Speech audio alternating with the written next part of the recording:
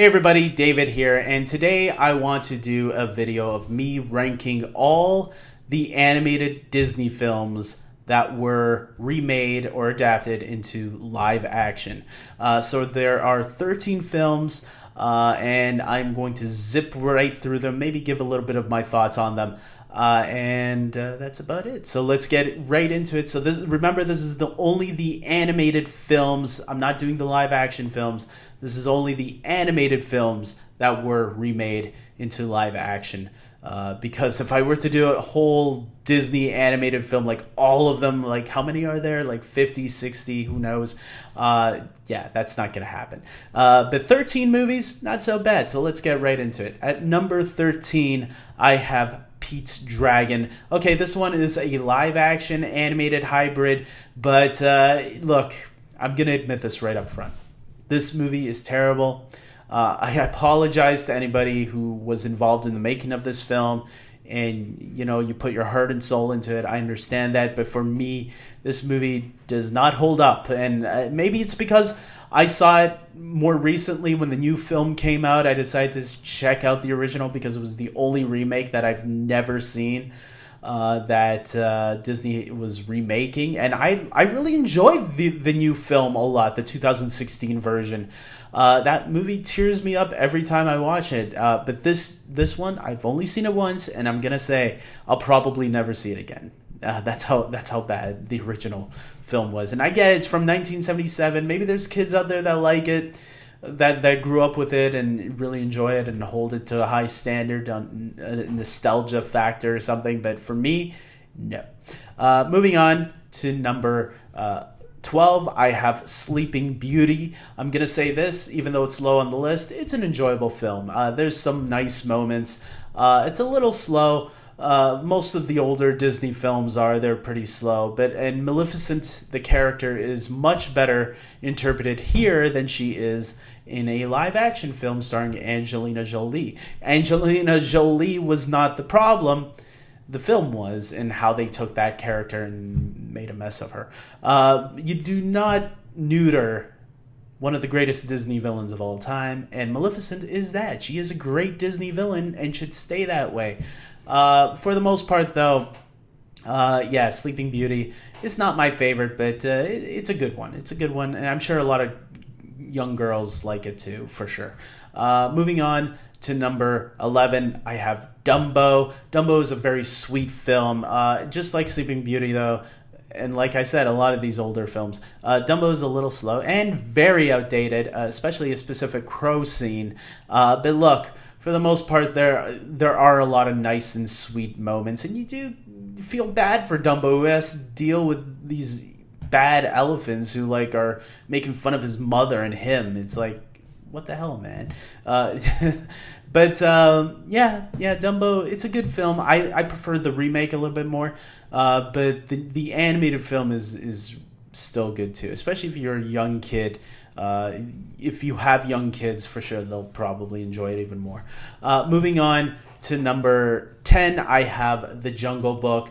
If this was my live action list, I'm telling you now, The Jungle Book would be number 1. But Jungle Book is at number 10 when it comes to the animated films, because I don't feel the movie holds up as well as I remembered it when I was a kid, and it doesn't hold up. Let's just say it like it is. I feel the live action film definitely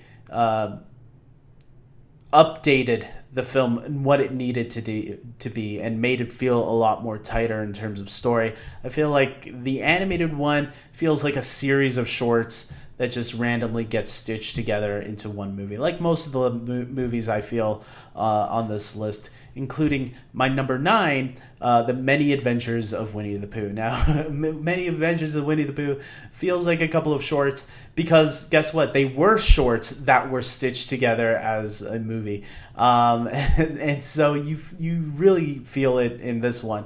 And it's funny I have these two, Jungle Book and Winnie the Pooh, next to each other, because I think his name was Sterling Holloway, was the voice of Winnie the Pooh and Caw the Snake, both in the same movie. So if you recognize that voice of the snake in Winnie the Pooh, That's because it's one and the same guy.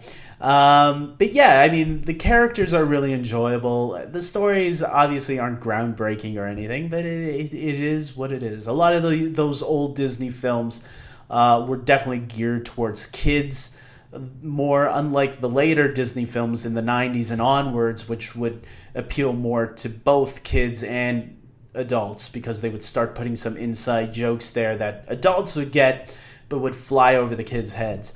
Winnie the Pooh definitely was not that. It's a very kid-friendly film, but hey, very enjoyable characters that you can hang out with for an hour and a half. So there you go. Moving on, Alice in Wonderland at number 8. I definitely enjoy this one a lot more than the live-action one, and it's definitely a film that I feel is very similar to the last two. I feel like it's about a girl who goes on this adventure and runs into these different scenarios, one after the other, that could have been cut into short films on their own individual things. But look, it's enjoyable. There's some really funny moments, really funny characters. So I think for the most part, it is a product of its time, but it's still an enjoyable little adventure. So there you go. Moving on to number 7, I have the original Cinderella from 1950. Yes, Cinderella is a much better produced film. It's a cohesive story from beginning to end, because it's an adaptation of a classic fairy tale, right?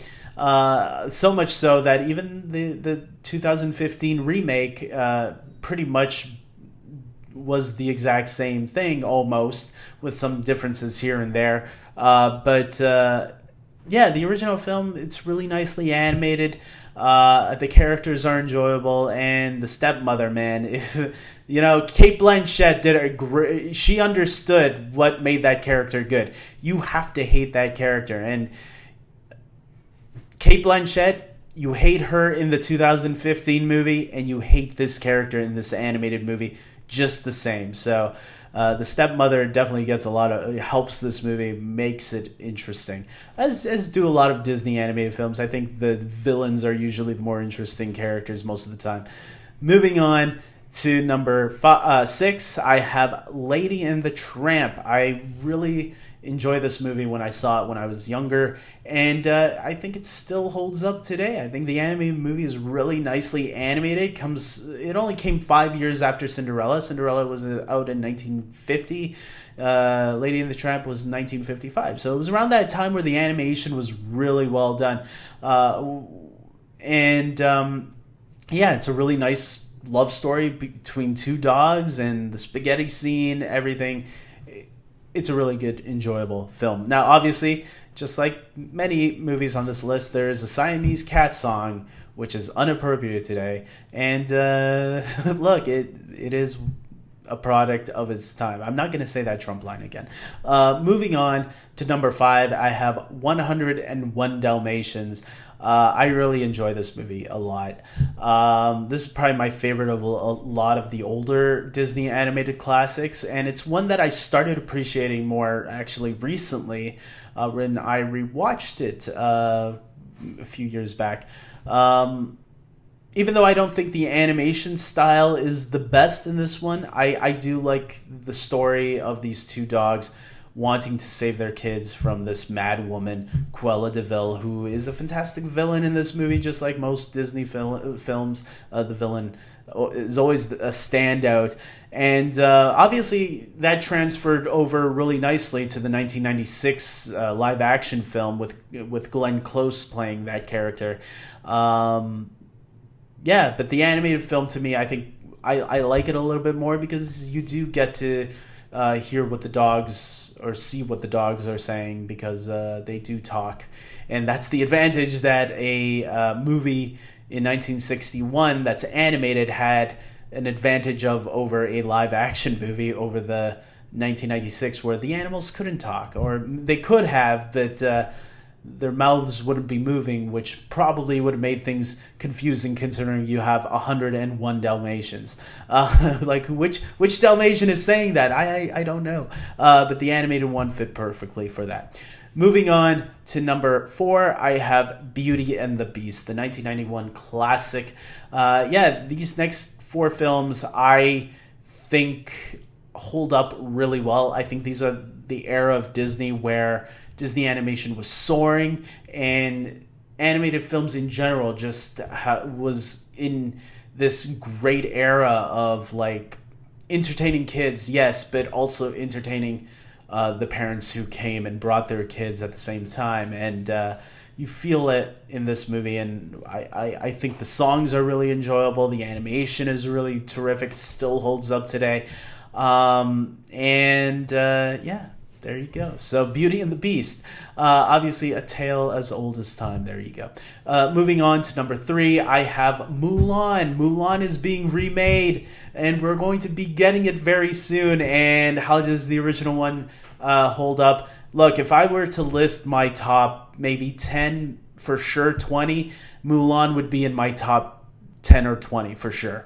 I confident it would be in the top 20. 10 maybe. I would have to think about that with all the other animated films out there. Mulan is terrific. Eddie Murphy steals the show. It's a great film about a woman who wants to protect her family, and does so by disguising herself as a man to go to war, despite the trouble that she could get in if she's caught. And I like that Eddie Murphy is by her side, helping her out on all this. It's a great movie. The animation is great, and I'm sad that the songs aren't going to be in the live action version, but we're going to get something from them, right? The director did say there's going to be some music cues, if you're listening carefully, that you'll hear that will be in the background. So I'm looking forward to hearing what that is.